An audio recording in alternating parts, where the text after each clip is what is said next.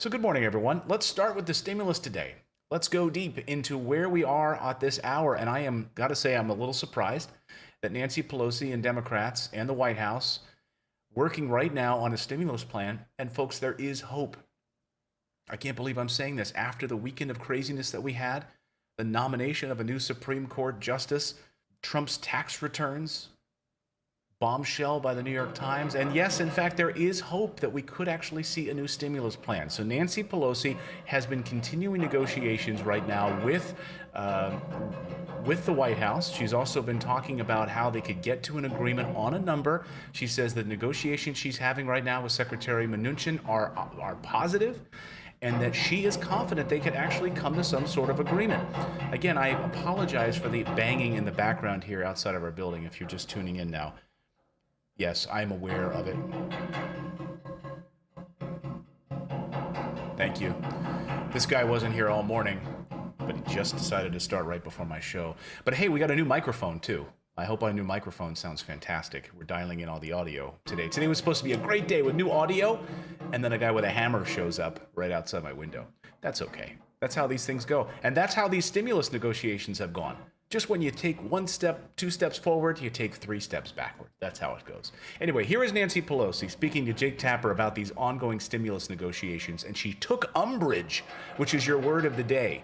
She took umbrage with Jake Tapper in the mainstream media, saying that she needs to come down further in price when she's already come down a whole $1 trillion. Take a listen to Nancy Pelosi this weekend. Theoretically, would you be willing now to go below $2.2 trillion in order to get a deal? And if you don't get a deal, will you offer that as legislation? Look, I have been willing to come below $3.4 trillion. We have come all the way down. So I don't know why the press decides that it's equivalent for me to come down further while they're not going up any further. So we are having our conversations. When I have a conversation with the administration, it is in good faith. I trust Secretary Mnuchin to represent something that can reach a solution, and I believe we can come to an agreement. So she's confident we can come to some sort of agreement. That's great. So what should be in this? Well, it's not going to happen. I wish it would, but Bernie Sanders tweeting about what he thinks should be in this. And he says, look, what the Senate should approve is a $600 a week for 30 million unemployed workers, $2 million a month for the working class Americans, an emergency expansion to Medicare to all. What the Senate should not approve is a Supreme Court nominee before Inauguration Day. Well, good luck with that. But so some of the other key sticking points right now, obviously in this, are the overall price tag. The key sticking points in this are the price tag, and where, she came down from 3.4 trillion. So down from 3.4 trillion to about 2.4 trillion. That seems to be the number where they're hovering right now.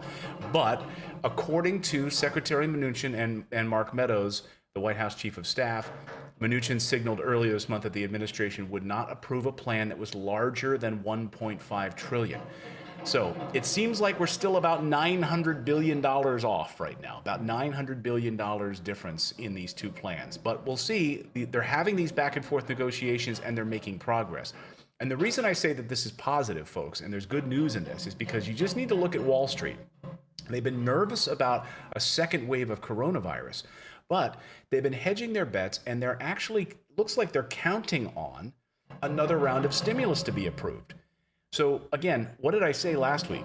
The only way that we really get a stimulus plan, I believe, is if Wall Street gets ticked off in all of this. If Wall Street is upset, that's when we're likely to see another stimulus plan.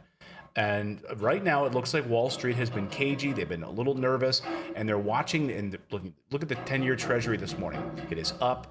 Looking at other key signs in the Wall Street this morning, the Wall Street futures up 350 points already this morning. There is positivity on Wall Street, and I believe that there's been some talk back and forth. White House likes to talk to their Wall Street friends, sending some positive signs about a stimulus plan. So I know they're going on vacation. Nancy Pelosi has said, I'm going to keep them here in Washington, keep the House of Representatives here in Washington until we get a stimulus plan approved.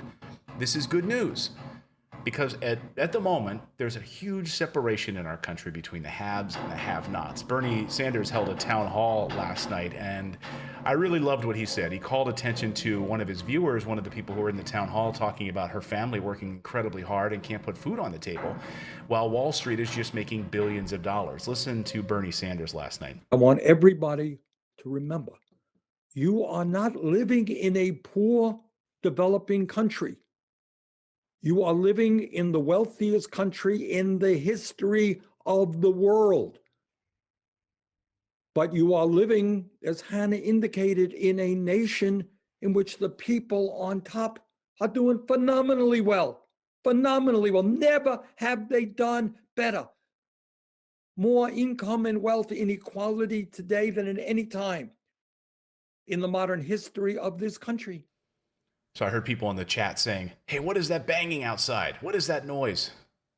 I said, you know what? I'd like to think it's the American people saying, enough is enough is enough.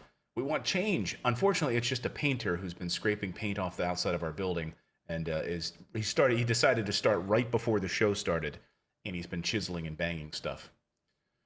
So it's perfect for sound quality. If you're going for top-notch sound quality, which I try to do around here, this is perfect. But I'm just going to pretend that it's the American people that are just banging down the walls of Congress and the White House saying enough is enough. We demand a change. And I like Bernie Sanders' point. I wish we could see this. I wish we could see these numbers. $600 a week for the 30 million unemployed workers. But, you know, right now that appears to be part of the negotiations with Nancy Pelosi. We do not, I repeat, do not have a bill. But we do know that they are looking towards a new round of direct stimulus checks. New round of direct stimulus checks to the American people, as well as unemployment benefits. Obviously, the sticking point had been this price tag and state and local governments. So if we can get past this hurdle, when you have the Federal Reserve saying state and local governments need to have some sort of stimulus, they need to have money to operate, that we could be heading into a major recession unless we get state and local governments propped up. That's where we are right now. So again, these negotiations continue. They will be continuing today.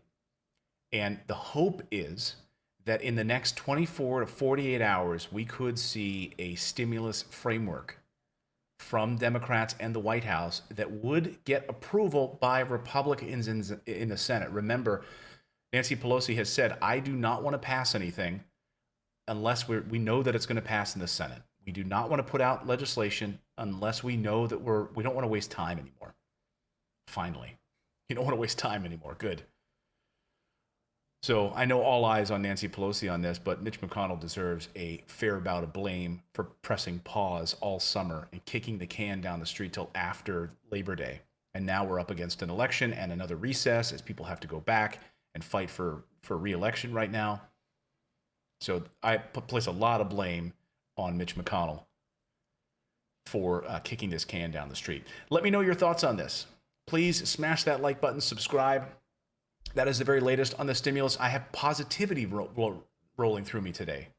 See, I'm feeling positive. I'm trying to send this positive vibe on getting stimulus out to the American people. Otherwise, this recovery is going to be disastrous. And I'm glad that they're addressing the 30 million unemployed Americans. I'm glad that that's being talked about. Because in the last round, we were not hearing about that. We were hearing about liability protections for businesses. We were hearing about another round of PPP for businesses, more business bailout money. But at least we're focused on the worker with these new round of discussions. And I hope that Nancy Pelosi sticks to her guns on that piece. It'll be interesting to see. So thank you so much for subscribing. Do not forget, folks, to check out our daily newsletter, which publishes every day, Monday through Friday. Did you guys get the newsletter? If you just go to morninginvest.com is how you subscribe.